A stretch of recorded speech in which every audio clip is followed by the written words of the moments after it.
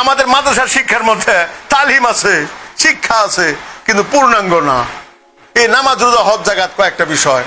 আল্লাহ পাক বলছেন জমিন মাটি নিয়ে গবেষণা করতে, আকাশ নিয়ে গবেষণা করতে, লোহা নিয়ে গবেষণা করতে, পানি নিয়ে গবেষণা করতে, পশু নিয়ে গবেষণা করতে, এবং এমন অস্ত্র আবিষ্কার করতে আল্লাহ পাক অর্ডার দিয়েছেন, ওয়া আইদুল্লাহু মাস্তাতাতু মিন কুওয়া ওয়া মির রিবাতিল খাইল তুরহিবুনা বিহি আদুবাল্লাহ ওয়া আদুবাকুম। এই মুসলমান জাতিরা এমন অস্ত্র আবিষ্কার করবা যে অস্ত্রের নাম শুনলে আমার শত্রু, তোমাদের শত্রুরা ভীত সন্ত্রস্ত হয়ে যায়।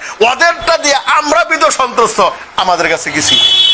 তাহলে এইটার গবেষণা কি করবে? মানে আমরা কোরআনে কারীম দিয়ে মানে প্রতি হরফে হরফে 10টা করে নেকি অর্জন করবো, আর গবেষণা করবে ইহুদি আর খ্রিস্টানরা। হ্যাঁ, মানে আমরা কোরআন পড়বো শুধু কিসের জন্য? সওয়াবের জন্য। কিন্তু আল্লাহ পাক যে বললেন, হ্যাঁ, তাহলে এইটার গবেষণা কেউ কে করবে? মাদ্রাসার গবেষণা নাই, যেখানে গবেষণা আছে দিন নাই। আল্লাহ পাক আমাদেরকে সঠিক বুঝদান করে।